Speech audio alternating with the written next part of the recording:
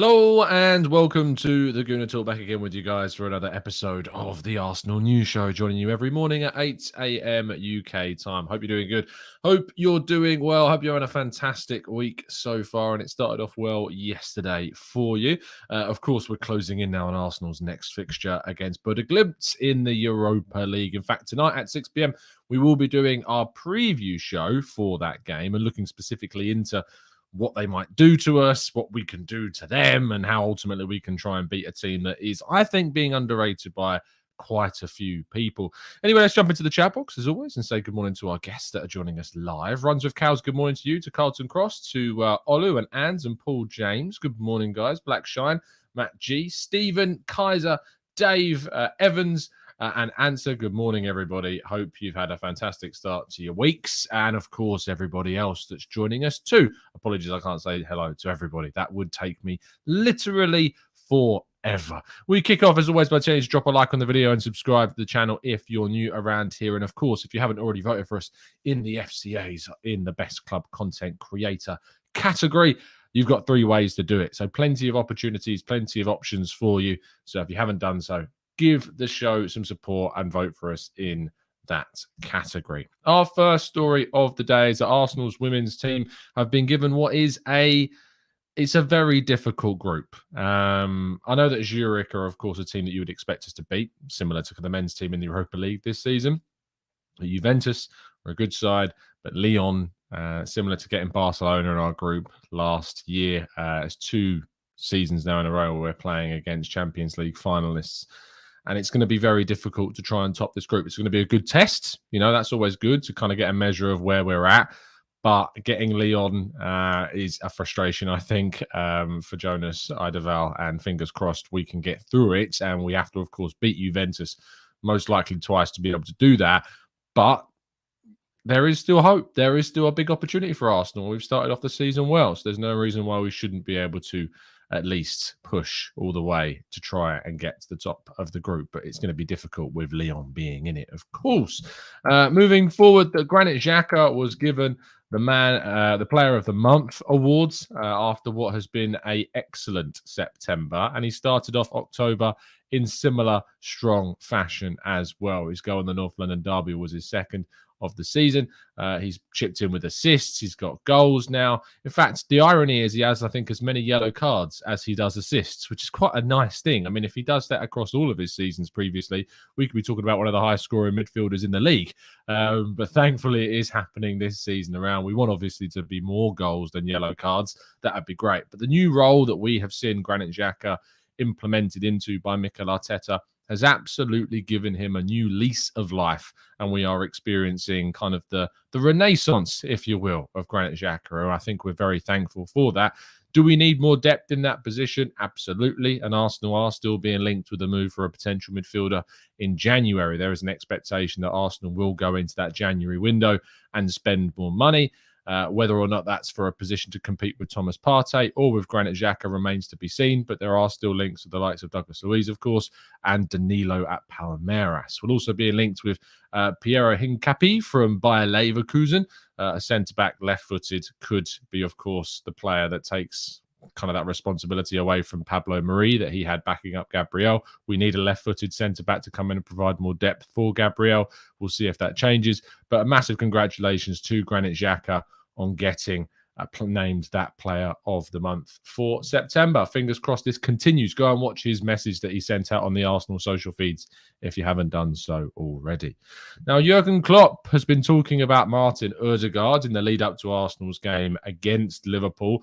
He admitted that Borussia Dortmund tried to sign him. His quotes were, "I like him a lot. That's easy in the moment, I think. It was a bit more difficult at the start of his career at Madrid. It didn't look like it would work out. I was disappointed about that because we wanted him at Dortmund. We wanted him as well when he was very young. We had a long talk when he was a kid still with his dad. In the end, he decided for Madrid, and that's fine. That's why I followed him always. I'm really happy. He's become the player we all expected him to be. And even better, if you want, he has a massive role in an unbelievably strong Arsenal team. He's still young, clear mind, very influential. Cannot say anything negative about him, to be honest. A top player. Well, if Jurgen Klopp can't find any faults in you, I mean, do you need any more reassurance of kind of your position in the world of football right now. Really positive to hear kind of these words coming from a manager like Klopp about a player that I think is not necessarily divided opinion, but I do think there are a lot of people out there that potentially still underrate Odegaard. And for me, I don't really understand that. I know that he's been a bit of a stick to beat Mikel Arteta with, where Mikel Arteta wasn't particularly doing great, but he is so integral and important to what we're now trying to do at the club that we need to make sure that we are, I don't want to use the word showing respect, because it's not about showing respect in the case of a player like him. We all know how good he is. It's more so about making sure that we are appreciative of what he's doing, even when he maybe isn't so loud on the field, which does happen. You know, the game against the Spurs in the North London derby, I didn't particularly think that Odegaard was, you know, wildly influential and loud in the game, but he's integral to the way that we play. He keeps the play ticking over. He keeps the kind of the way in which we want to move the ball working. He is kind of the metronomic figure in the side, a little bit like Santi Cazorla would be at times during the latter stages of his career when he wasn't chipping in with as many goals and assists, but the way in which he played kept that midfield running from that deeper position. Odegaard's doing it in a slightly more advanced role. He's a conductor, as Brad says in the chat. Absolutely. He's brilliant, and I love him, and it's good to see other managers giving him the credit that he deserves. Now, Tim Lewis has resigned from his position at law firm Clifford Chance to focus more on Arsenal. This comes from David Ornstein at The Athletic, who reported this yesterday. It said that this is kind of in order to give him an opportunity to integrate more into what's going on at Arsenal, more focus on what's going on at Arsenal. If you watch the All or Nothing series in episode 5, there is an interesting conversation between Tim Lewis and Arteta about what they're going to do with Aubameyang. They then interview Tim Lewis separately, where he talks about how he's basically there to help but challenge Mikel Arteta. And if Mikel Arteta is asking for help in certain off-field matters, Tim Lewis is there to support him with that. I liked the way he spoke in that documentary, because he basically turned around and said, I'm not going to be advising him on anything football related in terms of what happens on the pitch, because that would be, and his words were, ludicrous. And I like that. I like the fact that executives understand what their roles are, understand what their expertise are, and don't pretend to be football managers. I think there are too many executives in football that think they know what to do in terms of managerially, lineups, transfers. No, if your expertise are in law, if your expertise are in social kind of dynamics and working out people problems, stick to that. If your expertise, like Mikel Arteta's are in managing the team, then you focus on that. For me, under Arsene Wenger, whilst we had loads of success, he was stretched far too thin across the club.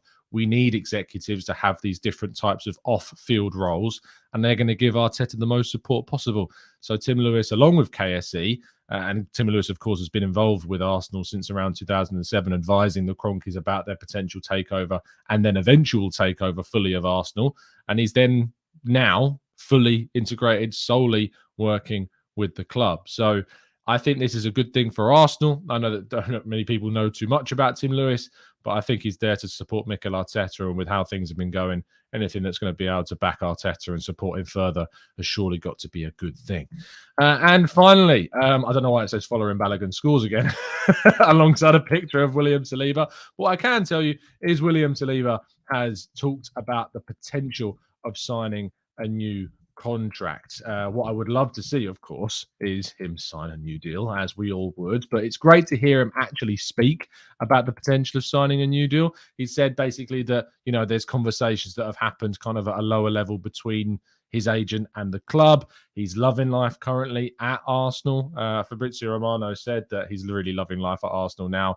I don't think he's necessarily thinking about anything else or going anywhere else, but we don't know. And that's the most annoying thing about the Saliba situation, is that we don't know. We can all have these chats and these talks, and of course the situation where he could come out and say, I want to go, I'm not going to sign a new deal. All of these things are still possible at this stage. And until we see any kind of tangible evidence that a contract is going to be signed, everything remains up in the air.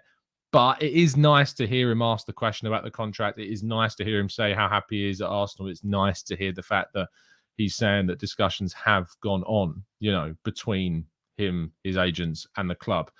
If he's loving it at Arsenal, it gives us the best possible chance to, you know, secure his future at the club. If I was Saliba, of course, he doesn't have to sign anything. All the power is certainly in his court. He could wait until after the World Cup and see what happens. He could wait until next summer and see what offers he gets. You know, all of that could happen, and that would be favourable to him. But for me, the idea of seeing him leave after what he's done is just more painful than I think most players in this team. If you had the opportunity to say, would you rather him stay and sign a new deal or Bukayo Saka stay and sign a new deal? There's an argument, I think, that William Saliba is trickier to replace, to find a centre-back of this ilk, of this quality. All of that, I think, is going to be very difficult to find. Whereas Bukayo Saka, I think, and with respect to him, you could potentially find a inverted winger that's of a technical level like Saka easier than you could find a profile of defender like Saliba. That's the difficulty. It's not to say I prefer one over the other. I just think it's trickier to find a Saliba replacement than it is a Saka replacement. And that's a credit to him. But I want both of them to sign new deals and to stay, because they are absolutely ingrained in the culture of this club and the future of this club. And hopefully we can secure both of them to long-term contracts. Martinelli, of course, as well, somewhere else involved in all of this chaos. That brings us to an end of part 1 and all of today's stories. We're going to move, therefore, to part 2 and your questions in the chat box after this short break. Hey guys, Tom Canton from the Gooner Talk here. A massive thank you to everybody that has voted for us in the Football Content Awards. We have been nominated for the Best Club Content Creator in the Premier League. To vote, and yes, we still need your votes, because after being nominated, we now need to push through to try and get even further than the 3rd place that we got last year. To do that, you can go over to the Football Content Awards website. You scroll down the page and you can find at the bottom that little link that says voting page. You go down to the Best Club Content Creator category and select the Gooner Talk. After you've done that, scroll down to the bottom of the page, click vote now, and it's all locked in. You can also vote on Instagram. We're going to the FCA's Instagram page. Find the Best Club Content Creator Premier League category and tag at the Gooner Talk in that profile. And lastly, you can also vote on Twitter. Just go to www.votefortgt.com and it will create the tweet for you. It's as simple as that. A massive thank you to everybody that's already voted, and for those that are going to. We really appreciate it. Come on, you Gooners.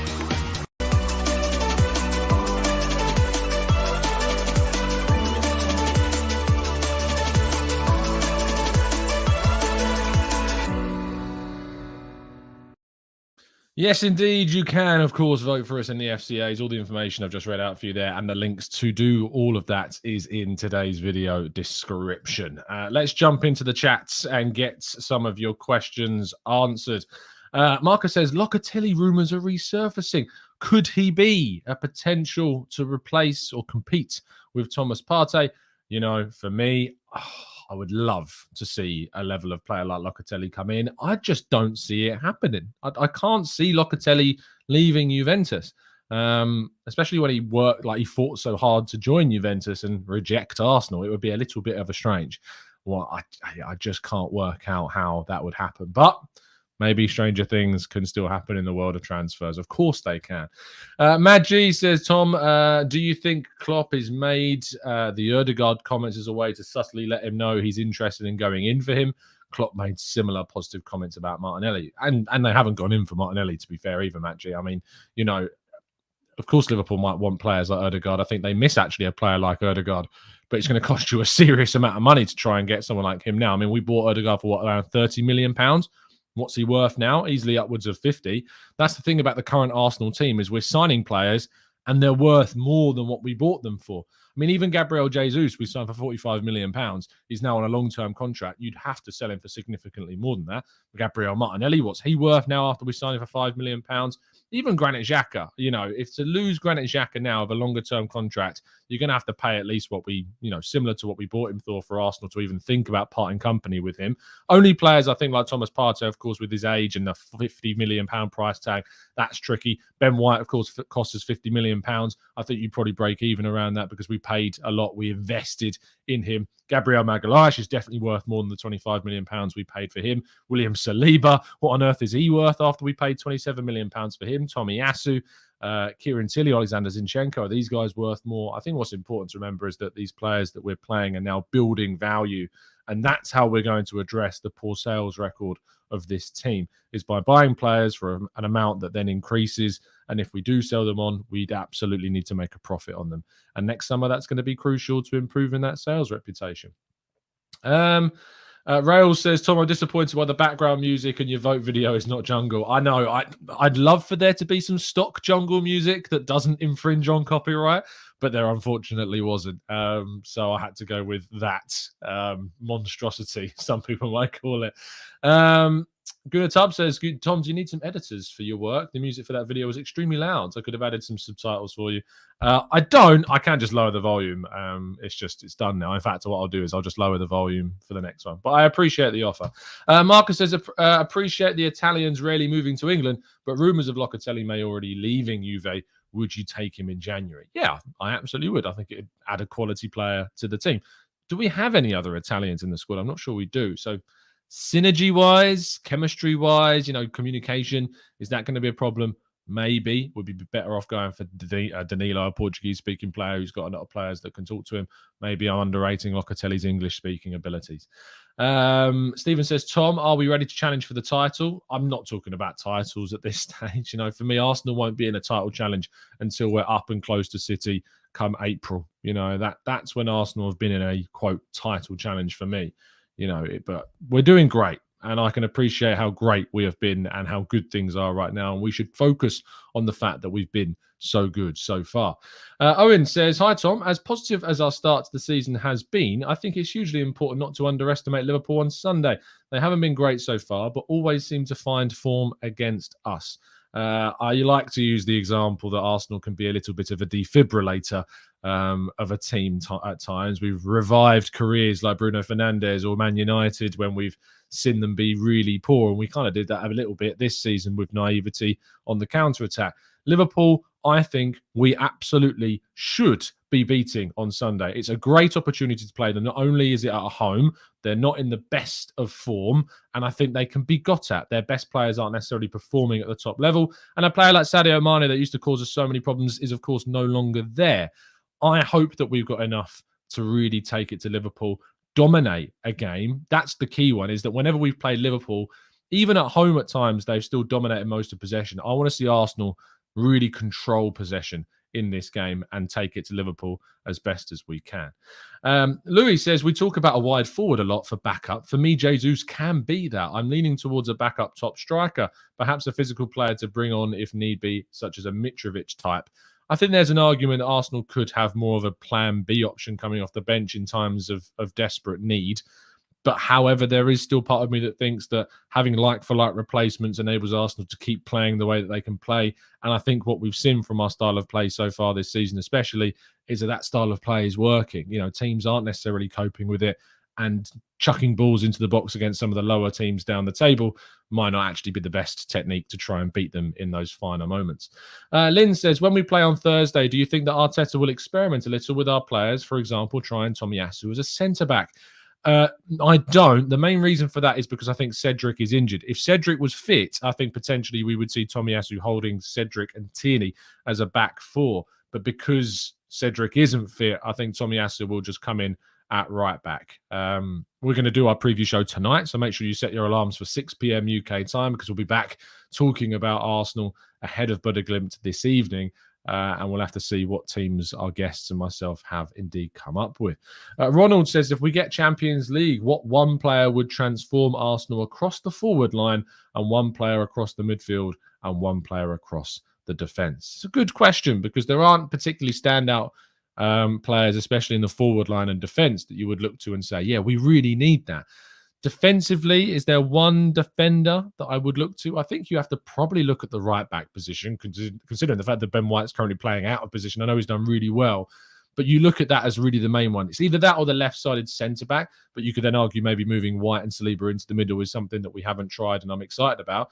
So who is a top right-back? Do you look at someone like Achraf Hakimi? I'm not sure that you do, because that would unbalance things, because we've played with more of a disciplined style right-back. And on the left-hand side, we've had Tierney and Zinchenko moving forwards.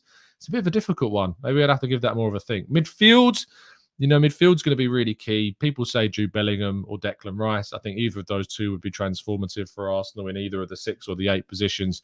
If we're in the Champions League, why not try and compete for these types of players? And in the attacking line, I think we need to look to a Mykhailo Mudryk, someone young, someone who can come in and play in multiple positions. Pedro Neto, of course, being linked, who's not had the best of starts to the season, to be fair, but maybe would find a new lease of life at Arsenal. We need to find our Diogo Jota. That's what we need to find, a player that can play in multiple positions, cover areas that we need to, and offer lots of quality. So I hope that answered the question as best I can, Ronald, but I have skipped out on a couple of those ones. Ian says, Tom, so we know ESR and El Neni are out till January. Which player do you think will miss the most? Smith Rowe could be a shout, as Martinelli's competitor to Smith Rowe is Reece Nelson. I don't think it is Reece Nelson, personally. I think it's more Eddie Nketiah. I think that Jesus and Nketiah can both play in wide positions and are ahead of Reece Nelson in those potential wide areas. So I actually think El Neni is the bigger miss because Partey is so frequently out injured, or he has even faced suspensions, of course, as well. I think that because of that, El Neni is going to be the bigger miss for us more than what Smith Rowe will be. We've also got Fabio Vieira, you have to remember, and I think that opportunity to use Fabio Vieira potentially in a wider role is being skipped over a little bit. Let's scroll down the page somewhat. Elliot says, Tom, would you consider selling Saliba at this moment the best young defender in Europe and the best defender in the Premier League? Oh, sorry. I don't know why I said selling. Selling's not even in it. I've been so much talk about Saliba leaving that I thought selling was in the question. Would you consider him to be the best young defender in Europe? Probably. He's the best defender in the Premier League on form. I don't think there's any defender that's on form better than Saliba right now in the league. He's the best young defender probably in Europe. Yeah, probably. I can't think of anyone that immediately comes to mind. Gvardiol, I don't know how old he is now, very highly rated. But if Wesley Fofana's going for 80 million, he's better than Wesley Fofana. He's better than him, So for me, it's got to be better. It's got to be better than him, surely.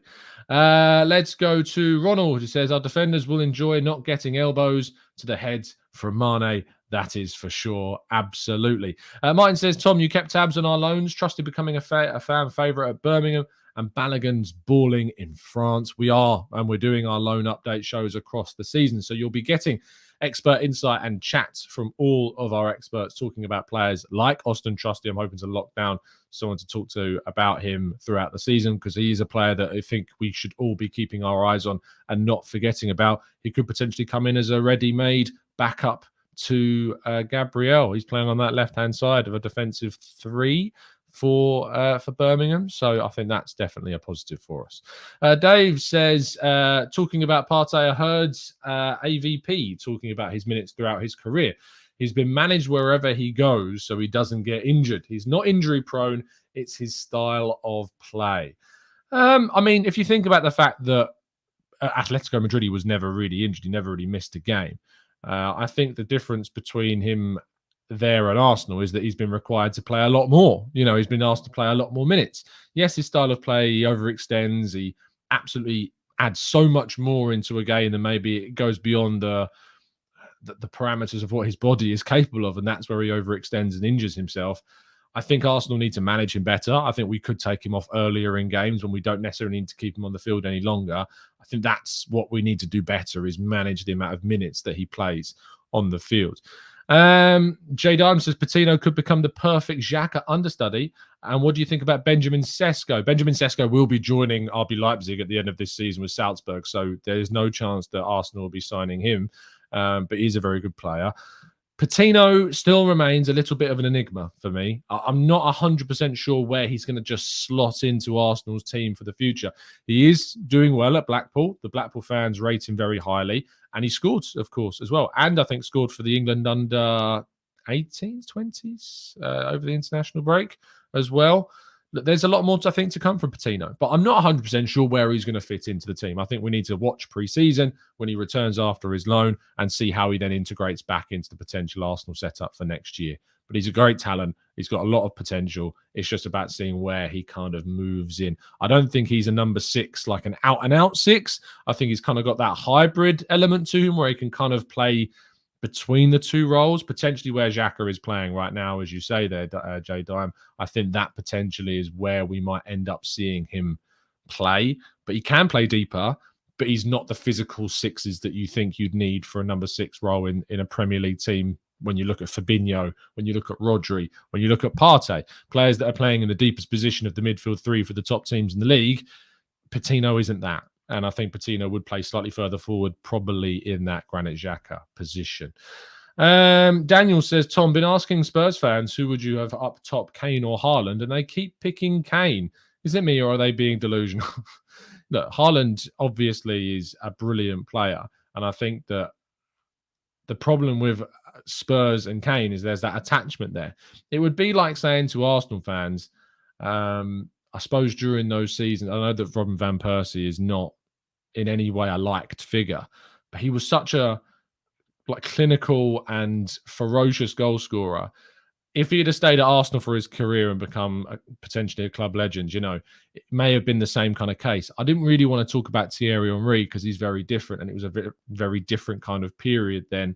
But if Haaland's knocking in the amount of goals that he's knocking in, you can't ignore that record. You can't ignore that he could potentially be, the next Ronaldo, Messi kind of, that style of that spearhead of the footballing world, along with probably Kylian Mbappe, to be fair. Those two are probably going to go forwards as the next two rivals of the footballing world for the next generation. So we'll have to wait and see what happens. But I don't know.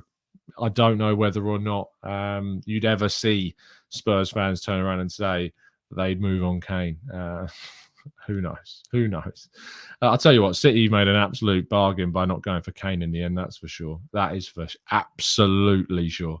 Anyway, thank you so much, guys, for tuning in. It's been a genuine pleasure, as always. Do drop a like on the video and subscribe to the channel if you're new around here with those notifications turned on so you never miss a show. I'll be back this evening at 6 p.m. for our preview show of the Bode Glimt game, so do tune in for that. Subscribe, vote for us in the FCAs. It's been an absolute pleasure as always, and up the Arsenal.